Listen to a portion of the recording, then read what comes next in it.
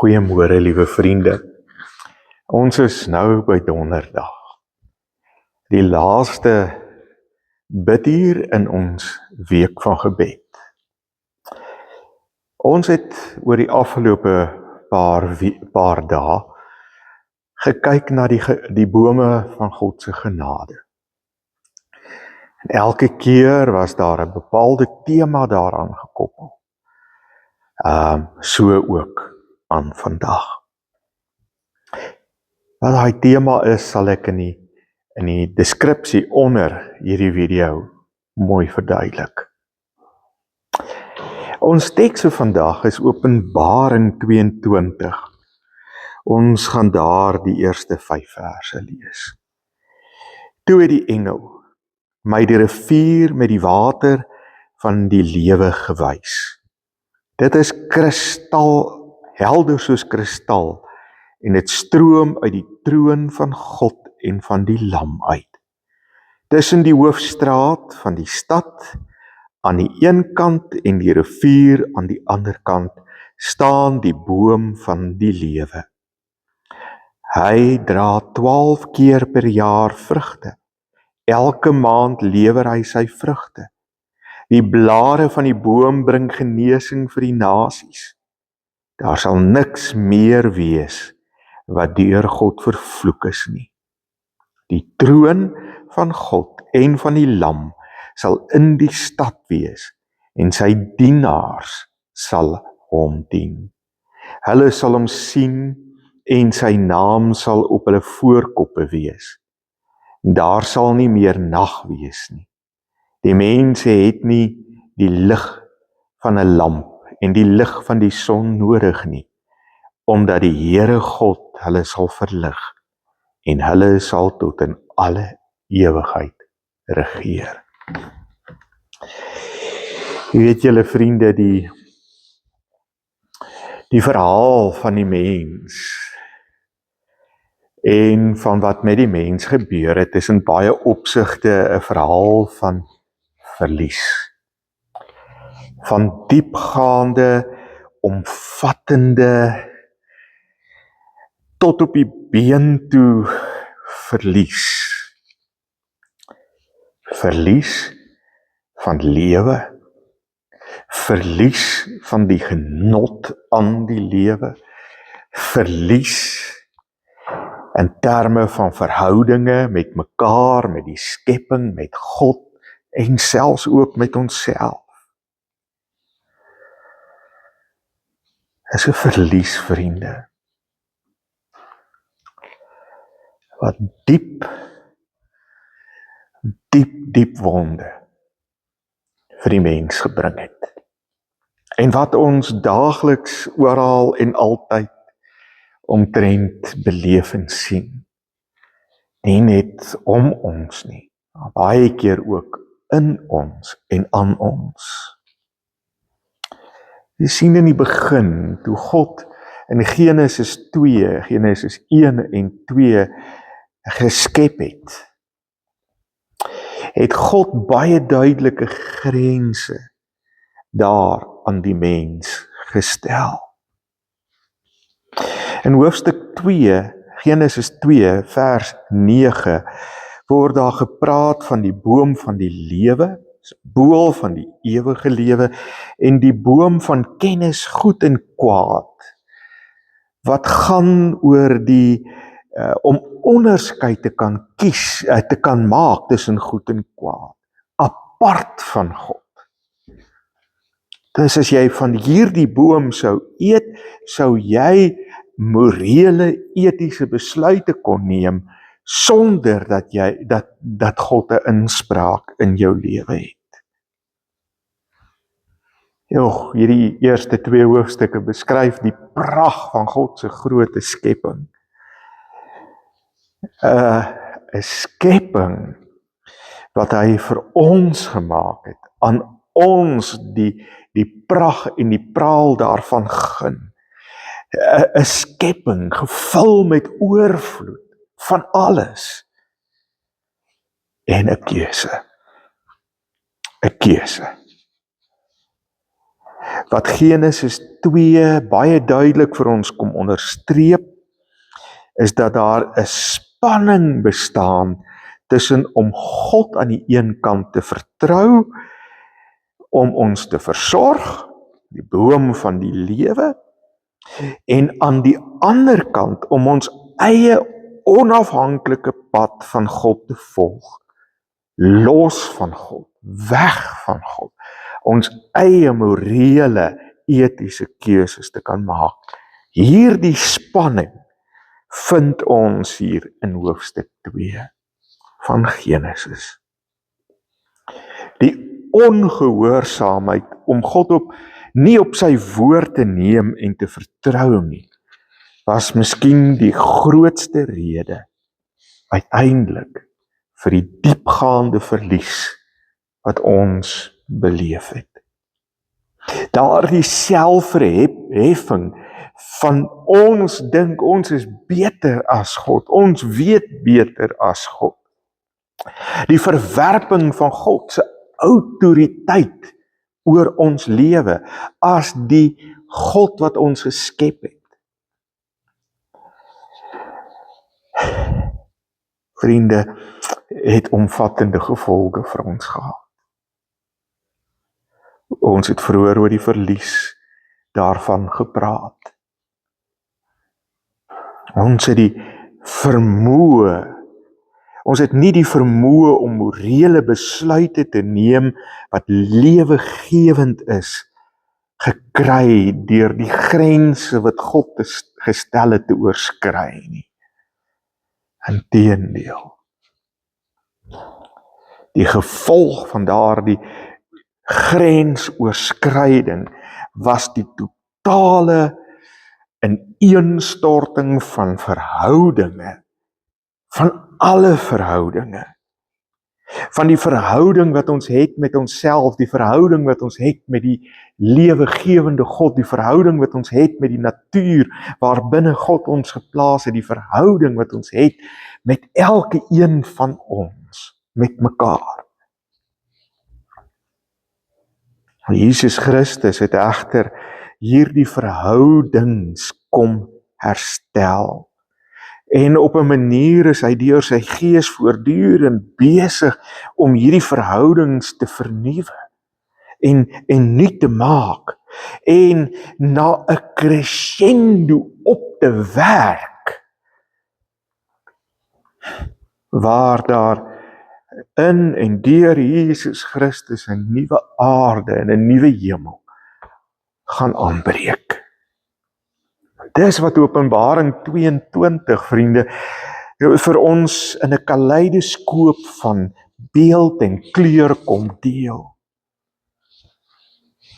Hier word Genesis 3, wat die val van die mens beskryf, wat die intense verlies vir ons onder woorde bring, wat met ons gebeur het, kom omkeer, op sy kop omkeer.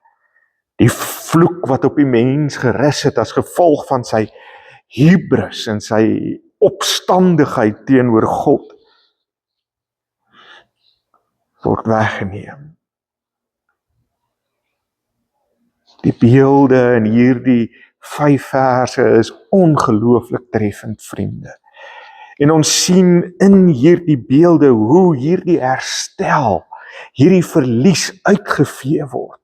En ons weer deel word van die rykdom en die ongelooflike oorvloed van God in sy skepping. Heel eerste wil ek daarby stil staan dat daar van 'n troon gepraat word. En op hierdie troon, en dis 'n belangrike beeld moet ons raak sien, vriende, sit God, die skepper God wat alles gemaak het, en die lam. Dis 'n belangrike beskrywing dat daar aan sy regterhand 'n lam sit.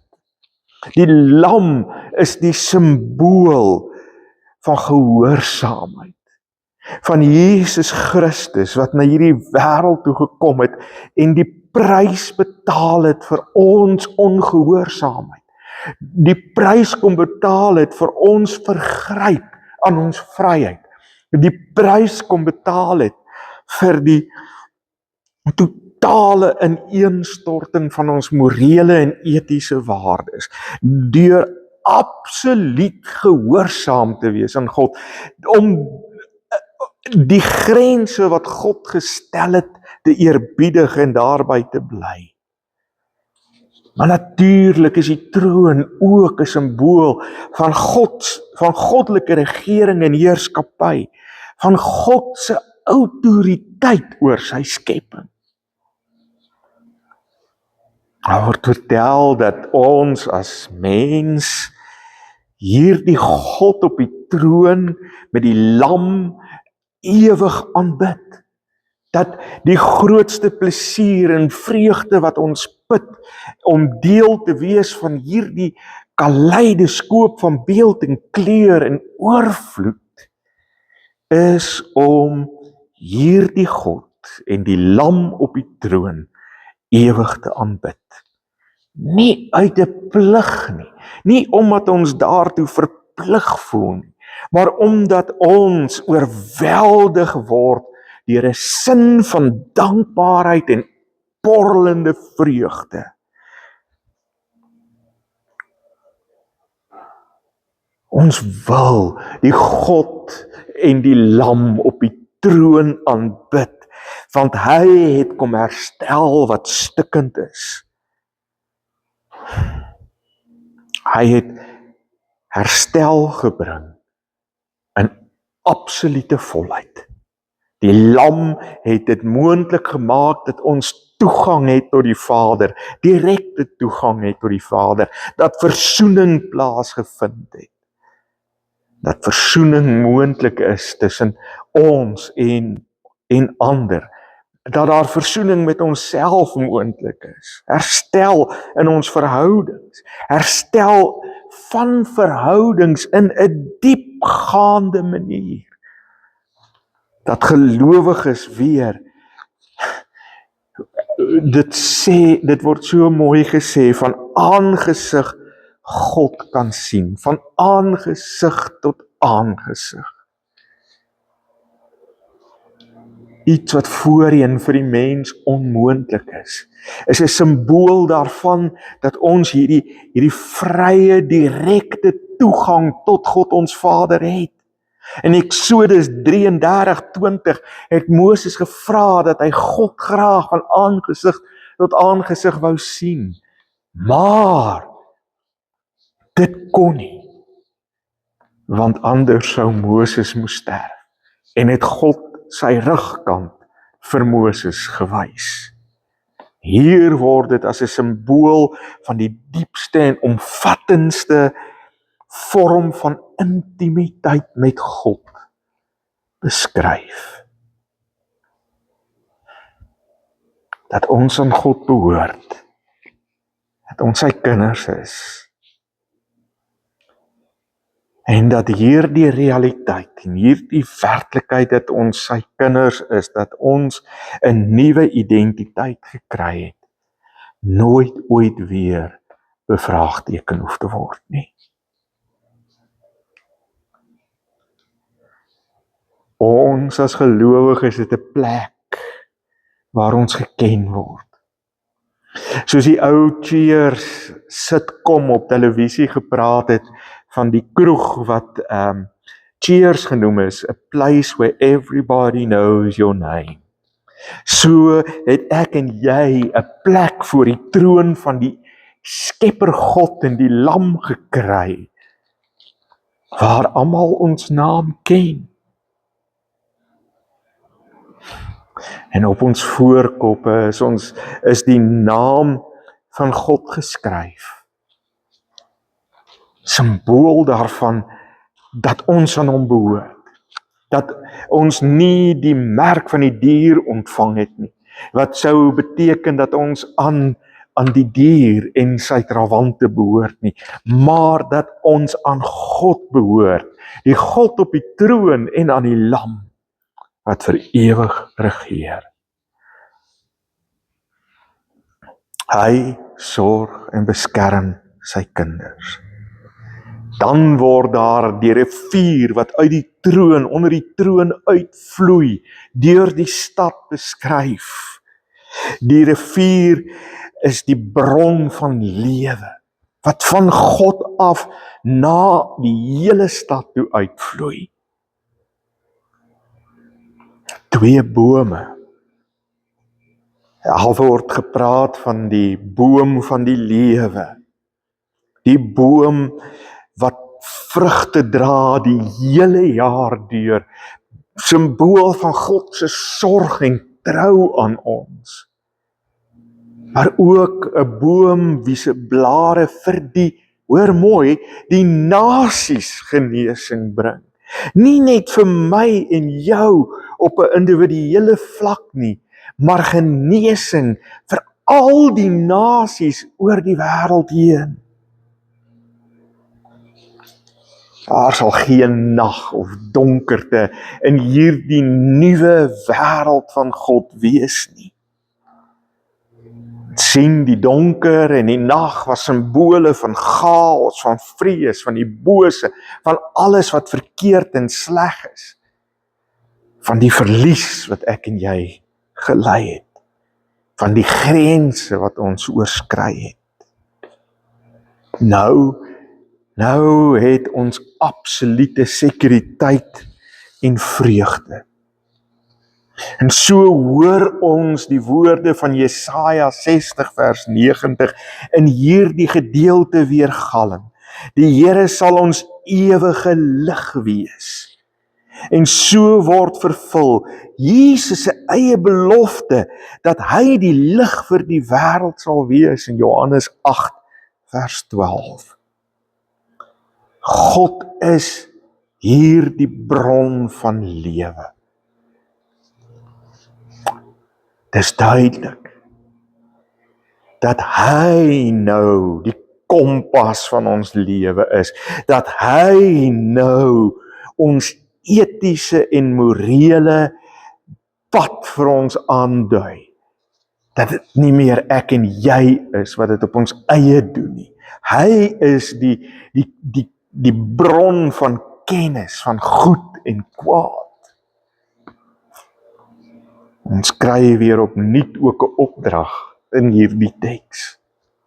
Het gaan nie net daaroor dat ons hom aanbid voor sy troon nie, dat ons al hierdie wonderlike goed gekry het, dat ons aan hom behoort en dat ons heel word en genees is en in ons verhoudings herstel is nie. Nee, vriende. Die opdrag van Genesis 1 vers 26 en 27 was dat ons sy verteenwoordigers in hierdie wêreld moet wees en dat ons sy beeld moes dra en dat ons moes heers oor sy skepping. En hierdie woordjie heers gryp ons buite verband en ons dink ons moet baas speel en dis waar dinge verkeerd geloop het.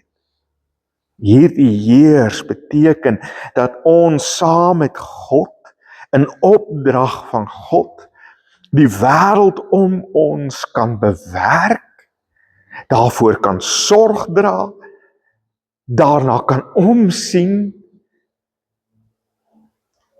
maar ook dat ons saam met God sal regeer, sal heers, regeer, beheer uitoefen oor sy skepping.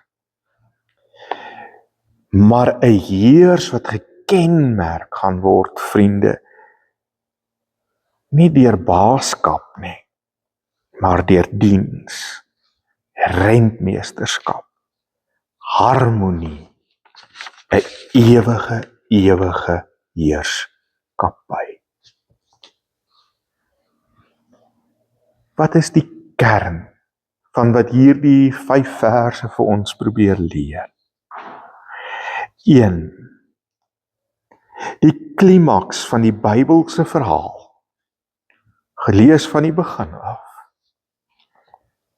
is dat die skepping herstel sal word.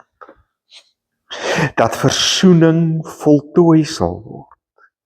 Dat ons van aangesig tot aangesig met God sal kan leef. 2, daar is net een pad na versoening, vriende. En dit is deur die lam op die troon aan die regterhand van God. Versoening is geanker in Christus se offer aan die kruis. En sonder daai offer is versoening nie moontlik nie en is die weg na God toe nie moontlik nie. Die genesing in die derde plek van die nasies en die gedeelde heerskappy onderstreep vir ons dat versoening, dat redding nie net vir individue is nie, maar vir die hele ganse skepping en die skepping se vernuwing. Dat alles by hierdie skepping ingesluit, by hierdie versoening ingesluit is. By hierdie versoening is die versoening met ons en die skepping, met ons en onsself, met ons en ons naaste, veral met ons en God. Alles is daarby ingesluit. Daarom kan ek en jy hier en nou vandag reeds in die vaste hoop en versekering leef dat hierdie realiteit, hierdie herstel gaan plaasvind en reeds besig is om plaas te vind. In en deur ons wat saam met Christus gesterf en opgestaan het uit die dood, het ons reeds hierdie lewe gekry en sal ons die volheid daarvan eendag met Christus se terugkeer ervaar. Die vraag is, vriende, wat maak ek nou daarmee? Wat maak ek nou daarmee? Amen. Here, dankie vir u woord. Dankie, Here, dat ons weet dat die verlies, die enorme, ingrypende verlies wat ons beleef het, dat u sake nie maar net so los nie, maar dat u 'n pad van herstel gebring het deur Christus. Dankie dat ons deel van hierdie herstel kan wees en dat u ons ook van binne af genees en versoen met die Vader. En ons al meer na die beeld van u Seun vernuwe, sodat ons ook deel kan hê aan hierdie heerlikheid wat u vir ons beloof het. Mag ons lewe hier en nou reeds getuig dat dit 'n realiteit is. Dat dit nie net 'n pie in the sky is when you die nie, maar dat dit reeds nou begin het. Mag ons voluit lewe, Here, vir u alleen, deur diensbaar te wees in hierdie wêreld.